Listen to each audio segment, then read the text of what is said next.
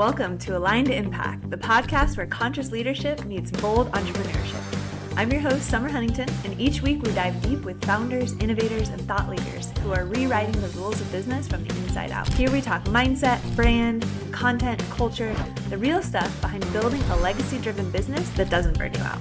No filters, no fluff, just real conversations that inspire aligned action and intentional impact. If you're a visionary leader ready to create with purpose, grow with integrity, and lead with your heart, you're in the right place. Let's get into it. It's amazing. Like before COVID, when I worked in a brick and mortar, lots of things would come up. I didn't have bus money, right? Or I didn't have a babysitter, or I just, couldn't get there in traffic, or people show up before 10 minutes late. And one of the things I love about online counseling is that it removes so many of those barriers.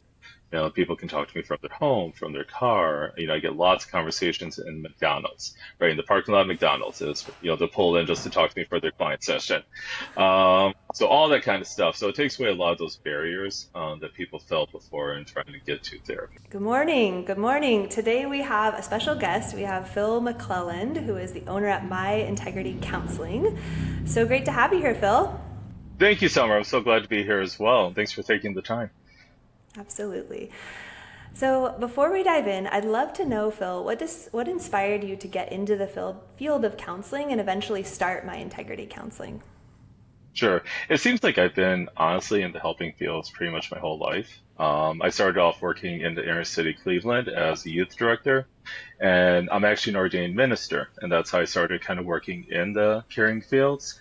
And right around before COVID, I went back to school for professional counseling because as an ordained minister, there's only so much I can do in pastoral counseling, working with people, because my time is divided many different ways. And so I wanted to be able to go deeper with people, especially working with trauma care, and be able to talk with them on this level as a professional counselor. And that's kind of what led me here.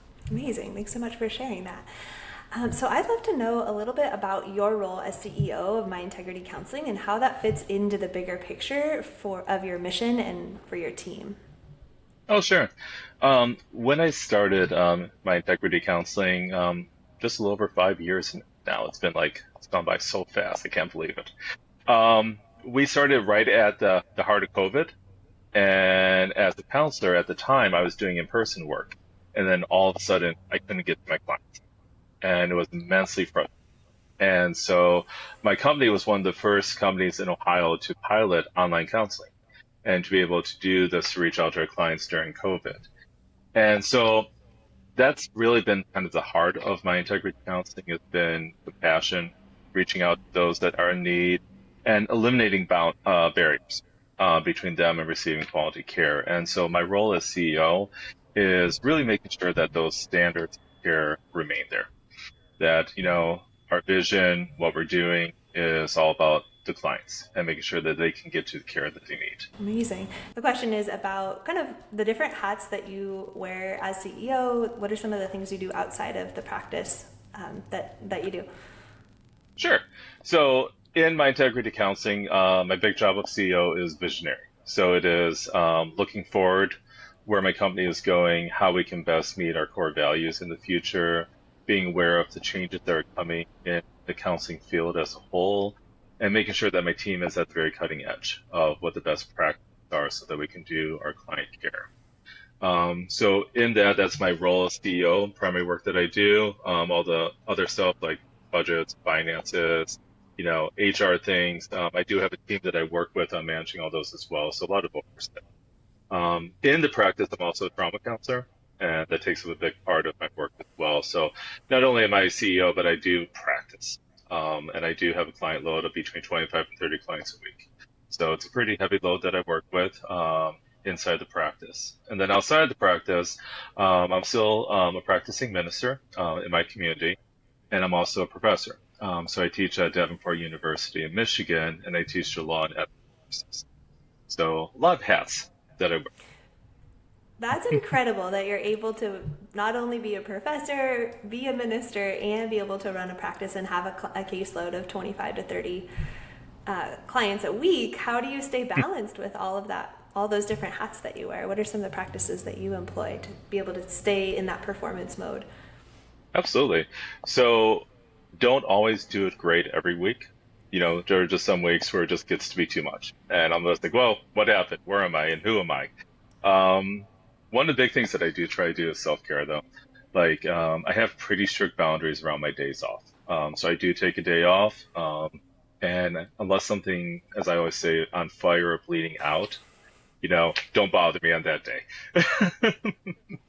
So keeping boundaries around my day off, and then I'm a family man. I have a wife and two children, and so giving them the rest that I have is a huge priority for me. And so my life kind of centers around my family, my children, and making sure that their time is really focused on what I do, and I'm intentional about that. And that really kind of feeds me, gives back to me, so I can do the work that I do. Absolutely. Yeah, time boundaries as a business owner and founder are so important. Just making sure you have team in place and really not reinforcing urgency culture is something that I've been integrating into the culture of my clients is, being self-autonomous to find out the answer yourself, or, utilizing a different call line if there's an emergency situation. Right. Right. So, and recognizing what actually is an emergency, right, Summer? Yes, exactly. Not everything's an emergency. Everything's figure outable. So you had mentioned prior that you actually run a kind of an internal podcast for your students. Tell me a little bit about the podcast, the topics. What's that look like? Oh, sure. So in my classes, I teach a Davenport. It's our law and ethics course. And most of the times what I found, including my own time in school, is that the ethics class is pretty boring. It just seems like something that you have to kind of get through. And so I wanted it to be interesting for my students. So I created this internal podcast called In the Couch Cushion. And what I do is I interview my counselors that are on my staff. And we talk about different ethical topics that are important to my students, like boundaries, transference, countertransference, note-taking, supervision, all these things that my students are going to need to know when they get into the field, and give them an opportunity to hear real-life counselors talk about these things and what it looks like once they're in the field instead of just reading all the stuff from a book. I love that. It's so important to have the real-life examples versus just the academic piece of it. So kudos to you for integrating that and to bringing in actual guest speakers that are out in the field doing the work. So you specialize in anxiety and complex trauma. Can you walk us through the transformation you help your clients achieve? Sure. So when someone has experienced, let's say, trauma in their lives, and trauma can be a lot of different things. A lot of times we think of it just simply in terms of like PTSD, like you had a major incident that happened to you. But trauma is a lot more broad than that, and a lot of things can be considered traumatic. When something's traumatic, it really attacks your sense of identity, security, and meaning. Just kind of who you are, am I safe, why am I in this world? And a lot of trauma work is restoring that core to the person. You can't stop the trauma that happened. You can't go back and change it, but you can adapt where you're at now and kind of see the world in a different way and recognize who you are now, that you are still safe, and that your life does have meaning. So that's really the core of trauma work, what I do. And what type of interventions or just techniques do you specialize in? Absolutely. So the work that I do most is called third wave trauma care. And third wave trauma care really focuses on somatic work. And so recognizing the brain-body connections, and that you have to treat both. And so working with polyvagal method, working with coming down to the amygdala, helping them recognize that, just because their body might be in crisis doesn't mean that they themselves are in crisis, and that they have tools that they can use to calm down their body, and giving them empowerment then, right, to be able to calm down their body. And once they can do that, to think through kind of the existential questions that they have that came from the trauma. Love it. Our listeners will definitely be very interested in the somatics piece, and nervous system regulation is a really hot topic in our field right now. The work I do is integrating empowerment practices through physical movement with somatics. I'm curious for specific, if we can go even into detail with some of the somatics techniques that you use, because I think there's so many coming out. There's apps that you can get where you're doing, hugging yourself, for example, or you're tapping in certain areas, or you're covering your eyes or your ears. What are some of the somatics techniques that you employ to help people that have, kind of create that pattern interrupt for people that have trauma? Absolutely. So a couple of things that I utilize. One, kind of a very basic skill is the belly breathing relaxation. Um, a lot of people just don't simply know how to breathe in their bellies. I know when I first learned it, I didn't. I'm actually a trauma survivor myself, and I didn't realize what my body was doing to itself until I started taking trauma training courses. And then I realized, oh my gosh, my stomach is in my lungs. How did it get there? And it's been there for like 20 years. Oh my goodness. And, when your stomach's in your lungs, you get, digestive issues, you get respiratory issues, body can't calm down. And so just simply training my clients' belly, my own, to relax the muscles, let the kind of the core be soft, and let that kind of reshift your nervous system down so that your body recognizes that, you're not in the trauma anymore, but you're in a safe place where you can be calm, talk about things. And so that's right off the bat. That's my first one that I work with all my clients, just giving them that kind of life skill, relaxing their belly muscles.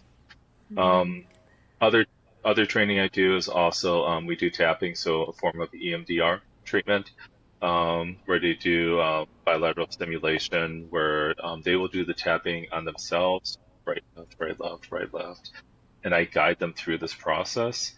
And depending on the speed and the frequency that you do that tapping, it helps the clients either go into kind of a restful place or a time of processing for traumatic memories. And I found that to be extremely effective for my clients that are trauma. Cool. Yeah, we're always into kind of nerding out on the somatics piece. And I worked with a somatic therapist for probably going on 3.5 years now. And some of the techniques that we've been doing really relax the ocular nerve. And so we're tracking, I don't know if you do a lot of the eye tracking work. Yeah, it's been so powerful just to be able to get into a deep state of parasympathetic relaxation where like your relationship with gravity changes, you feel heavy. You just kind of sometimes can feel very disoriented when, especially if you've had severe trauma and you're so used to being in vigilant alert mode, when you drop into that deep parasympathetic, it's actually, for me, it's been quite disorienting initially. Oh, it absolutely can be. I know with some of my clients, like when I teach them like the belly breathing compared with kind of the tapping for relaxation, they always get a head rush, because of the oxygen running to the brain, and they're like, I haven't felt this for like, my whole life. What is this feeling that I'm having? And then kind of explaining what's happening in their biology. So very excited to see clients get to that place. Nice. What major shifts or challenges are you seeing in the therapy field right now, especially in trauma-informed care? I think we've gone a long way for positive, at least, acceptance of therapy as a whole and self-care as a whole being something that's a good thing for people to use in their lives. So I'm seeing a lot of acceptance culturally that's happening, which I think is a positive thing. One thing that I still see, understand, and just kind of a cultural shift is just misunderstanding of what counseling is. And, counseling in of itself doesn't fix anyone's problems, right? This isn't you come to a session and here's your solution and off you go now. But counseling is about empowerment and helping the clients work through their own things and find the solutions that work for them. And so still helping them understand that this is more of a resource and a coaching and a guide instead of just like, a fix. Sometimes I'll hear well, I'll try it, right? And I always have to remind clients, this isn't a try thing. This is kind of a process, and a journey that we're going on. And so kind of getting them to think things a different way is very helpful. Well, 2 words stood out to me that you just shared. One, the empowerment theme keeps coming up again and again. And I think for individuals that really struggle feeling disempowered by their trauma or being in these old patterns that they've just kind of embedded into their nervous system, to give them a tool or to help them feel empowered is really going to serve them well. And then the second thing you mentioned is the coaching piece. Tell me a bit more about that, because not a lot of therapists actually bring in the word coaching. And myself, I'm a performance coach, so I'm all about empowering people to do the thing and then checking in and accountability. But what do you mean by coaching? Actually, as much what you just said, Summer, actually. So, my goal is to work myself out of a job. That's always my goal. And so I want my clients to have the skills, do the things, right?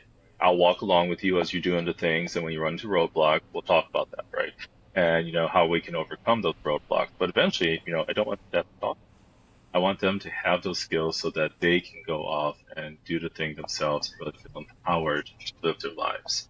And, I always remind my clients, I'm here as a backup. I tell them, give me your back pocket. You give me a call, we'll work something out. But my goal is independence. I want them to be independent for themselves. Absolutely. Yeah, I think it's the little things we do over a long time that make the biggest difference. It's the other 23 hours a day that they're not with you, and the other 6 days a week that they're not with you, that they're employing and putting into practice the things that you've taught them in the session and making those small changes over time. Absolutely. In your view, how has therapy, both in definition and practice, evolved over the last 5 to 10 years? I think one of the biggest things is just our knowledge of the somatics again and how the body works. Talk therapy used to be a lot more of sit on the couch and recite your childhood to me kind of thing, which there's a place for that. But recognizing that, seeing us as whole people, body, spirit, consciousness, self, just seeing the whole person and recognizing that when we're working with people, we're working with the whole person as well. And you can't separate the body from kind of the experiences or from, getting existential resolutions about questions of identity and self. And so just recognizing it as a whole person, I think is probably one of the biggest changes that I've seen in therapeutic care. Yeah, I'm seeing that across the board too, more of a bottom-up approach than a top-down approach. Yeah. Bottom down. Yeah, I like how you said that. Your root all the way up to your head versus starting with the head and then down to the root. So I'm curious, this is kind of a curveball I'm going to throw you. So I'm into just, studying somatics. As far as I understand, the father of somatics was Wilhelm Reich. Have you done any study of Wilhelm Reich's work? And I know he was considered kind of like a radical in his day, but I'm curious, has he influenced any of your work with somatics in any way, or do you have any strong opinions about his work? Well, I think he's influenced the third wave prompt care as a whole. I think that's been a big part of the contribution to the work that we do.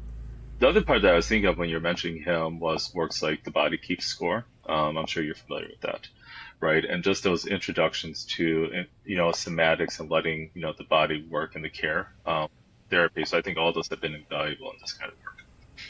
Nice. Awesome. What's currently working well at My Integrity Counseling, and what's been a bit of a bottleneck or ongoing frustration, if anything? Yeah, sure. What's working well is, quite honestly, I have amazing clinicians. They are just the best on my team. As a company, we have core values of integrity, compassion, and excellence, and we want all of our counselors to embody those values. And so the team that I have on is just simply amazing. They embody those core values, both professionally, personally, with their clinicians. So that's love the work that we're doing, the team that work.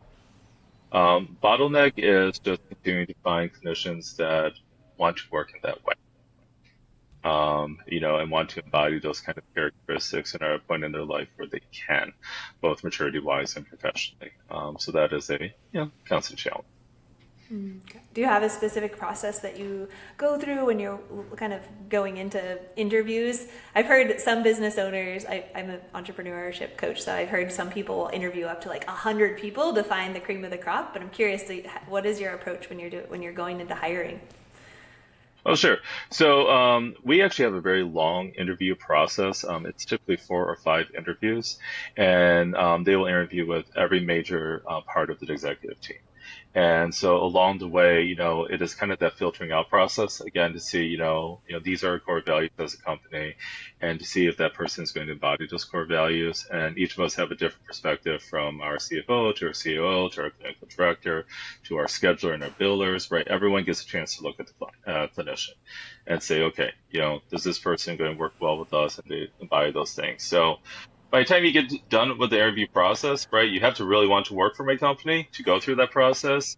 But we're also both very sure by the time we get done with it that, yes, this is a good fit for both of us. I love it. Yeah, I used to run a brick and mortar yoga studio, and you had probably 3 hoops. You came in, you did initial interview, then you got a free membership, and you had to start coming to classes. And people that didn't come to didn't take any of the classes, didn't practice, I'm like, it's probably not going to be someone that we're going to hire.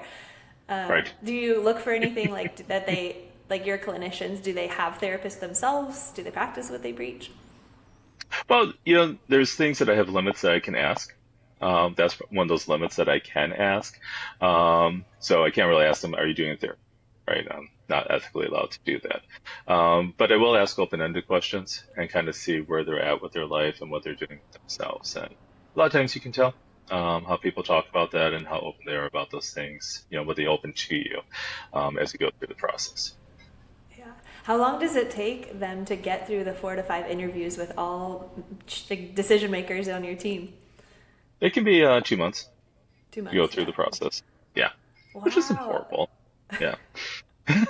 I love it. High standards. That's been one of my values as a business too, is just always pursuing excellence, making sure all operations, all, client experiences are uniform, just making sure that the excellence level is there. And when you have good people, that's the only way to really grow and scale a business, is having really, really high caliber people on your team. It is. Yeah. Are there any specific metrics or markers of success you're really focused on improving right now, whether clinical outcomes, retention, team growth?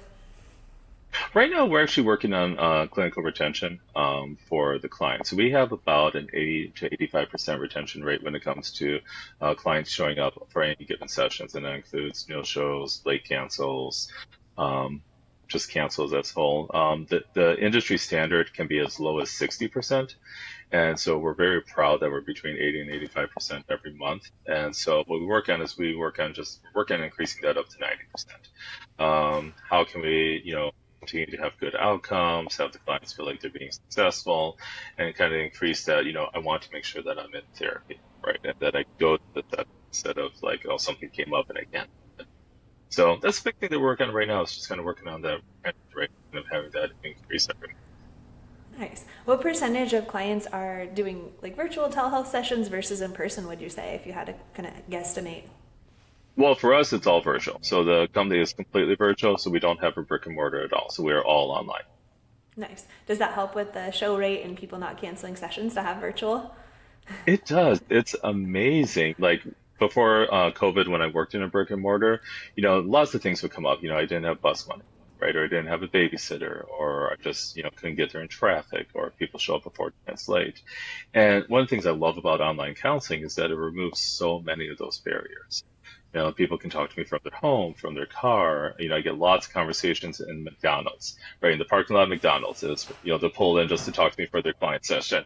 So all that kind of stuff. So it takes away a lot of those barriers that people felt before in trying to get to therapy. Yeah. And as a business owner, being able to cut down on the brick and mortar costs is huge, especially with real estate.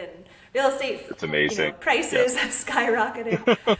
Yeah. Good on you for being able to downsize it, or not downsize. I actually downsized from a brick and mortar to about 90% of my clients are virtual now. And it's been a game changer for our bottom line for sure. So, yes, it is.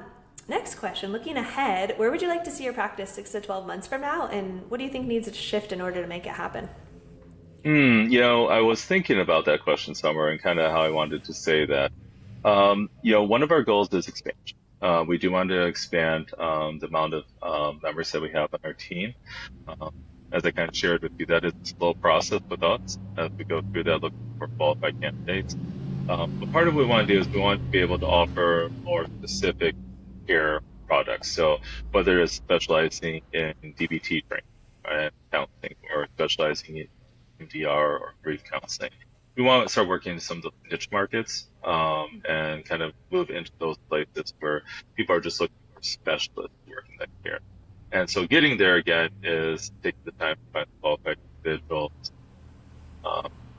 that these clinicians can be specialists in the field to really offer that quality care. Not an easy process, but it can be very worthwhile for a company. Yeah, so it sounds like there's two points to that problem is, identifying the niche and going into that niche and kind of scaling that out, as well as finding qualified personnel and being able to bring on team members that you trust that have, the high caliber of excellence that you're looking for. Yes. So as we look ahead, where do you see the biggest opportunity for growth especially in the online therapy field? One of the challenges that we run into as licensed counselors is question portability. So being able to work outside of state lines. And that's a question that's being worked on in the counseling field right now. They have some legislation that they're working to pass to kind of increase the ability that we have for portability. But it is a challenge. And we're looking forward to, right now we are multi-state. So we actually work in 5 different states for our company. And so we would like to be national. That was our goal. We would like to be national and to expand in that way. There's no reason why we just have to be locked to a geographic location for online counseling.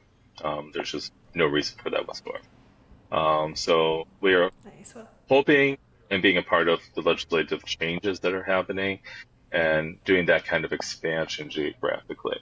So that's one of the things that we're going to have to see the changes and see how quickly it works out. But government changes take forever. So we're just going to work as we go.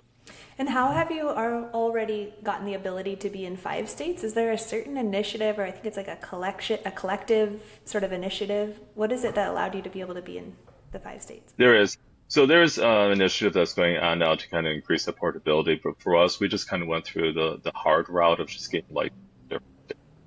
And so just going through the process, getting the licensure, paying money, doing the CEs, and just doing that for the ones that we think are going to be beneficial to us.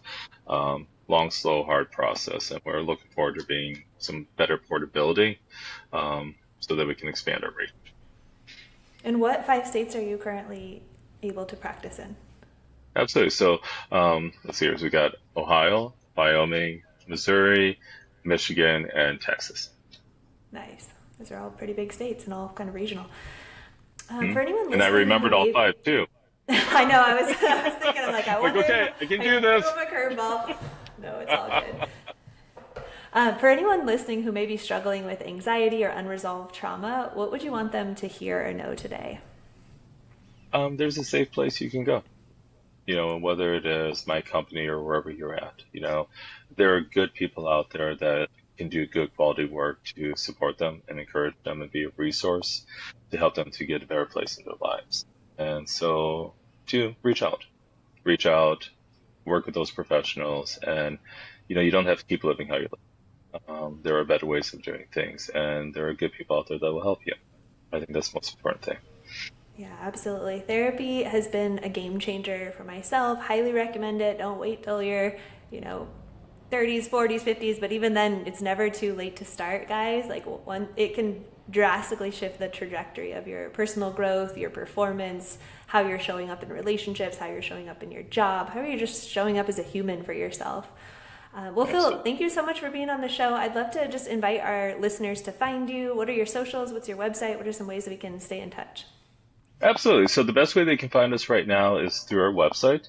It's myintegritycounseling.com, and it has all of our contact information on there and best way of connecting with us. Awesome. Thanks so much for being on the show. Looking forward to staying in touch, Phil. Thank you, Summer. Me too. Take care. Thank you so much for tuning in to this episode of Aligned Impact. I'm truly grateful to have you here in this growing community of leaders, innovators, and conscious change makers. Check the show notes for all the links and resources we mentioned today, and you can explore more of my work and programs over at FlowShala.com or connect with me on social media at Summer Huntington and YouTube as well for behind the scenes movement inspiration and business tips. Stay tuned for more episodes of Aligned Impact that inspire you to lead with intention, get empowered, and create aligned impact in your life and your community.